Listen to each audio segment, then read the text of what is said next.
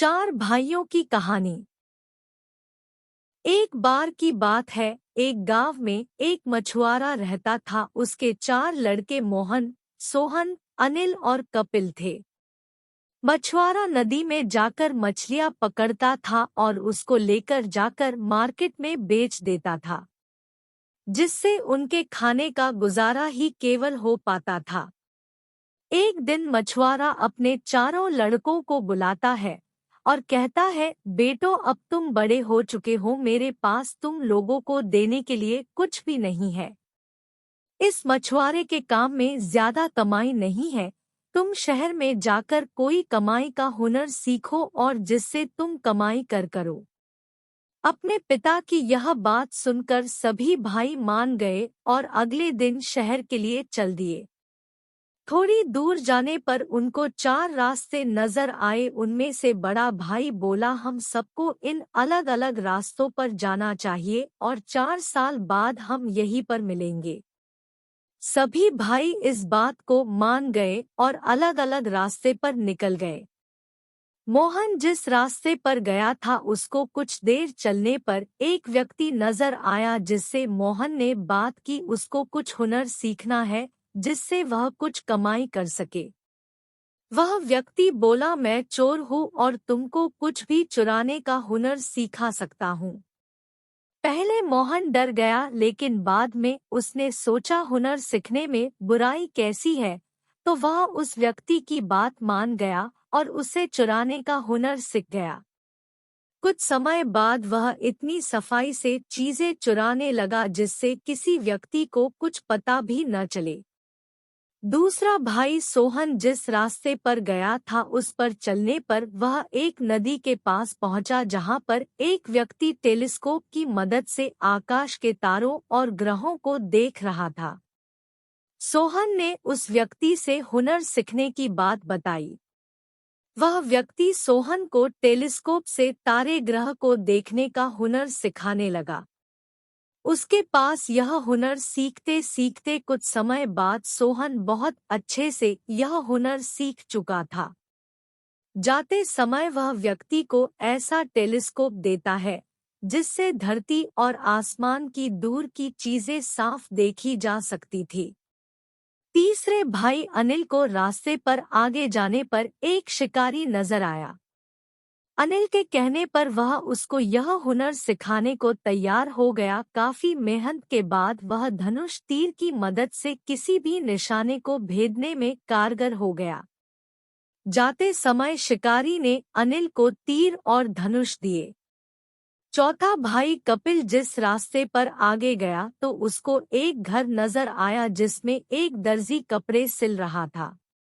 उसने दर्जी को बताया कि वह कोई हुनर सीखने का इच्छुक है जिससे वह कुछ कमा सके। दर्जी कपिल को अपने साथ रखकर उसको सिलाई बुनाई सिखाने लगा, जिससे कुछ समय बाद वह बहुत अच्छा दर्जी बन गया। जाते समय दर्जी ने उसको सुई और धागा दिया। 4 साल बाद सभी भाई उसी रास्ते पर एक साथ मिले और अपने घर गए। घर जाकर सबने अपने पिता को अपने अपने हुनर के बारे में बताया। उसने उन सबके हुनर को जांचने की सोची और वह सबको लेकर एक पेड़ के पास लेकर गया जिस पर एक चिड़िया ने अंडे दे रखे थे और वह वहीं बैठी थी। उसके पिता ने अपने दूसरे लड़के सोहन से पूछा, देखकर बताओ कितने अंडे हैं। वह उसने टेलीस्कोप निकाला और बता दिया कि वहाँ 5 अंडे हैं। फिर उसने अपने पहले लड़के मोहन को बोला, जाकर अंडे लेकर आओ, लेकिन चिड़िया को पता नहीं चलना चाहिए। उसने ऐसा ही किया, वह बड़ी सफाई से अंडे लेकर आया। अब उसके पिता ने अपने तीसरे लड़के अनिल को बोला, तुम एक बार में तीर से सभी अंडे को इस तरह से तोड़ो कि अंदर चिड़िया के बच्चे को कुछ नहीं होना चाहिए। उसने ऐसा ही किया और सब अंडे टूट गए।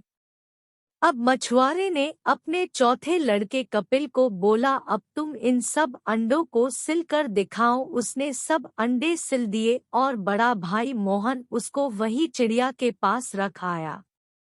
इससे मछुआरे को उनके हुनर पर भरोसा हो गया।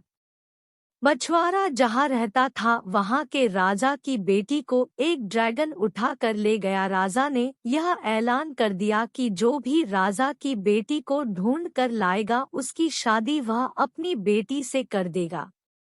मछुआरे ने यह बात अपने बेटों को बताई कि यही समय है जब तुम अपनी काबिलियत को दिखा सकते हो। अपने पिता की बात मानकर सब भाई राजकुमारी को ढूंढने निकल पड़े। दूसरे भाई ने अपने टेलीस्कोप से देखा तो उनको पता लगा कि ड्रैगन राजकुमारी को अपने साथ एक टापू पर लेकर गया है। उनने राजा से टापू तक जाने के लिए एक नाव की मांग की। राजा ने उनको नाव देकर विदा कर दिया। वहां पहुंचकर पहले भाई मोहन ने बड़ी सफाई से राजकुमारी को लेकर नाव पर आ गया जब ड्रैगन सो रखा था। लेकिन जैसे ही वो जाने लगे तभी ड्रैगन जाग गया। फिर उनके पीछे आकर उनकी नाव पर हमला कर दिया, लेकिन तीसरे भाई ने अपनी तीर से ड्रैगन को मार दिया। अब उनकी नाव टूट चुकी थी और वो सब डूबने लग रहे थे। तभी चौथे भाई ने वह नाव सिलकर जोड़ दी, जिसके बाद वह सब सुरक्षित पहुंच सके। जिसके बाद राजा ने चारों भाइयों से कहा, तुम सब आपस में यह निर्णय कर लो कौन मेरी बेटी से शादी करेगा। सभी भाई आपस में राजकुमारी से शादी करने के लिए लड़ने लगे और सभी राजकुमारी को बचाने के लिए अपने काम को गिनवाने लगे। राजा ने सोचा ऐसे में किसी एक के साथ शादी करने पर मेरी बेटी खुश नहीं रहेगी, इसलिए राजा ने उन चारों भाइयों को अपना आधा राज्य देने का निर्णय किया। आधा राज्य पाकर चारों भाई खुशी खुशी अपने पिता के साथ रहने लगे। अब वो अमीर हो गए थे। कहानी की सीख। दोस्तों, हम उम्मीद करते हैं कि आपको ऊपर दी गई 4 भाइयों की हिंदी कहानी जरूर पसंद आई होगी। आप इसको अपने दोस्तों के साथ शेयर कर सकते हैं। आप इस कहानी के बारे में अपनी राय कमेंट में दे सकते हैं।